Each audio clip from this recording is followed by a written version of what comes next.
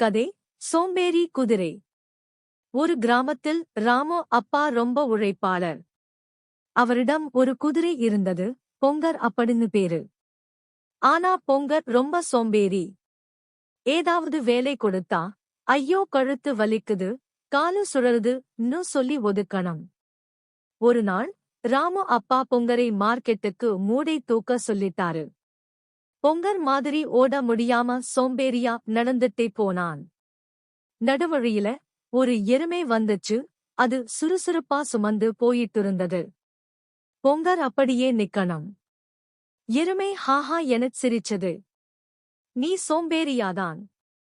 ஆனா உன்னால ஏதுமே முடிக்க முடியாது. அந்த வார்த்தை பொங்கருக்கு கிழுக்குது.